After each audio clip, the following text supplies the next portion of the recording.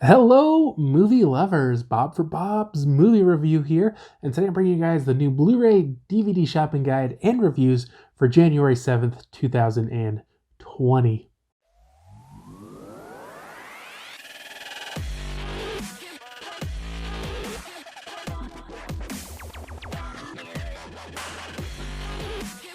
I hope you guys do enjoy the video. Remember, all the movies I review were sent to me for review to share my thoughts with you guys. And you guys can find affiliate links to purchase all these movies down in the description below. And doing so will help support the channel. So let's get into it, guys. So first up this week is Joker. This one is releasing on a 4K Blu-ray and digital.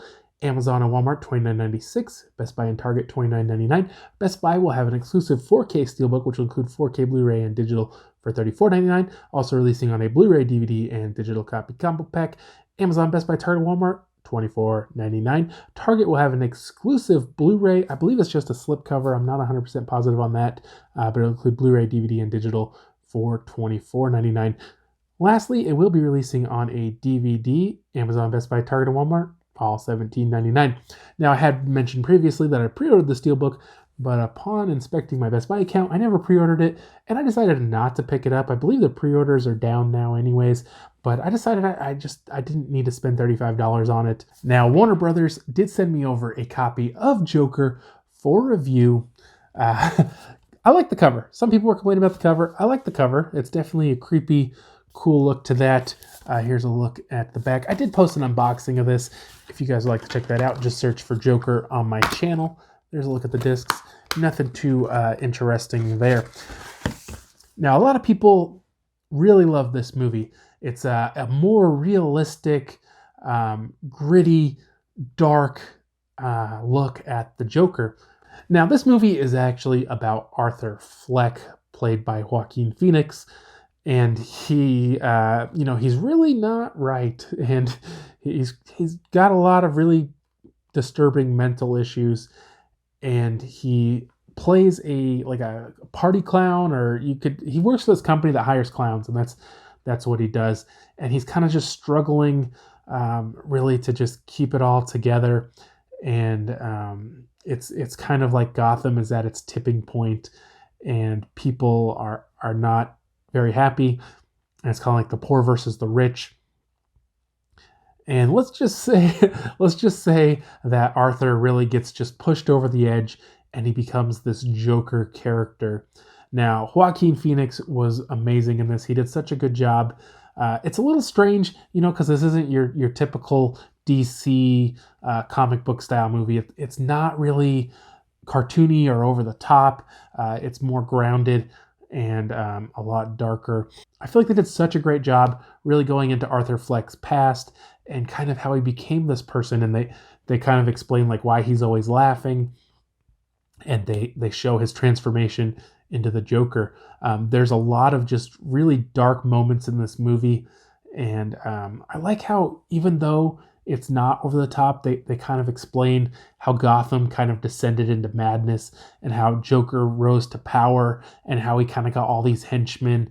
And it's a really cool movie. The only issue I have with it is it's a little slow. There's not really much in the way of action or comedy. It's really a drama movie, and it's a lot different than anything else we've ever seen. But I also feel like it was a really great movie. I really enjoyed it. I don't know. You think they'll do more kind of Batman characters with a more realistic look? Be interesting, I think.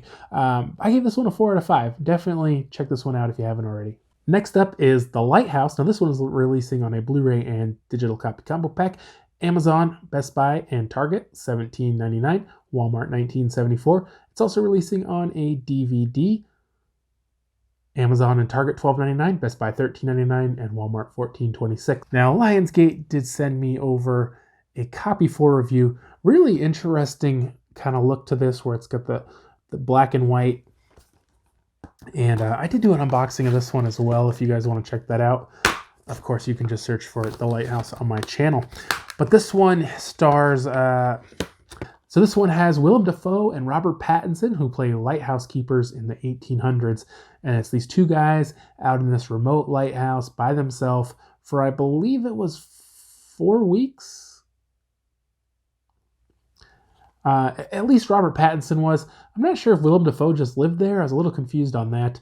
But basically, Willem Dafoe is like the veteran, old-timey lighthouse keeper, and Robert Pattinson's the rookie. And so Willem Dafoe tells him, I'll be the lighthouse keeper. So he has to stay up all night and make sure the light stays on. And Robert Pattinson has to stay up all day and do all of the work, all the physical labor and all that. And this movie is kind of about how just the two of them are out there. And, a lot of these lighthouse movies, they're kind of about the isolation, and they kind of start seeing things and doing crazy things. And they really start to hate each other and resent each other and become like almost enemies.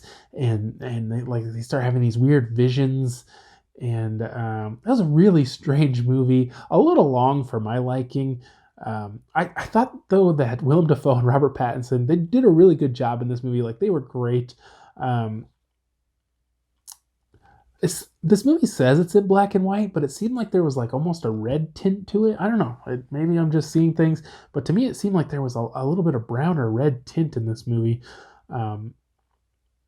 Definitely an interesting movie, but kind of slow and very strange. Also, as I said in my unboxing video, it's in 1.19 to 1 pillbox presentation, and I've never heard of that before. To me, it looked like full screen, and to me, I'm just like, why? It's just like a gimmick for some reason. I don't understand why they film it in a full screen presentation. I don't know. To me, I just don't understand why movies aren't just the same aspect ratio. But this was an interesting movie for sure. I give it a 3 out of 5. You guys might check it out. Like I said, it's a little weird and a little long, but some good performances and some very interesting moments in this one. Next up is Dark Encounter, releasing only on DVD. Amazon, Best Buy, and Target $9.99, Walmart $10.50. 4Digital Media did send me over a copy of Dark Encounters for review. Now, this is kind of a sci-fi movie about these two people who for some reason leave their daughter home alone. She's kind of young, and they come home and she's disappeared, and it's a year later, and they kind of like assume she's dead, and I think they had like a funeral service for her, and so like the whole family's hanging out, and then like they see these lights fly by, and there's all these really weird things with these aliens that happen. The kind of in a lot of ways took a lot of inspiration from M. Night Shyamalan and Signs, and definitely some stuff from Close Encounters. It was kind of cool to watch. We don't see a lot of these kind of alien or alien abduction movies anymore. I don't know why. They don't make them that much, maybe because they're all so similar, but they don't put them out that often. This was definitely a more of a budgeted title, but definitely interesting if you guys are into kind of the sci-fi alien movies. Definitely one worth checking out. They did put a twist in there, and I really, it's really weird, and I don't necessarily understand why. I don't know. It's probably not a way I would have went, but overall, I did enjoy the movie, guys. I gave it a 3.5 out of 5. It was a fun movie. The last bit of it did drag a little bit, but like I say, we don't see a lot of these movies anymore, so it's kind of cool to see one. Pretty good acting too, surprisingly good acting. There's a few moments where people didn't shine quite so bright, but overall, some good acting and a fun movie. Check that out for sure. Next up is The Shed, releasing on a Blu-ray. Best Buy $14.99, Amazon $18.05, Walmart $21.01, and Target $21.49. It's also releasing on a DVD. Best Buy $13.99, Amazon and Target $14.59, and Walmart $20.55. Now, RLJE Films did send over a copy of The Shed for review. This one actually has reversible artwork. That's kind of cool. I hadn't even looked at it. It's like a hand on a like the shed door or something. So this film is about these kids, kind of like, seems like a small town, and they're probably not really popular. They say they're like from the bad side of town, and they hate the small town they live in. Isn't that how it always is in movies? And there's these other kids who kind of pick on them. And so this, at the beginning, this guy gets bit by, I guess, a vampire, and then he like ends up running into the shed, and he's like stuck in there because of the sunlight. He can't get out, and the kid ends up finding him, and some other stuff happens, but he basically gets locked up in there, and the kid doesn't really know what to do. I've seen a couple recently more modern vampire movies, and they seem to really want to move away from the traditional vampires and the traditional vampire stories. And you know what? This was an interesting story. The acting, for the most part, was pretty good. I did definitely enjoy the way they went with this movie. And overall, I did like it. They do have a weird kind of twist in this one, too, where I don't want to give it away, but just kind of weird, the way they went with it. But overall, I did enjoy this movie, guys. I gave it a 3.5 out of 5. Next up, Paradise Hills is releasing on a Blu-ray.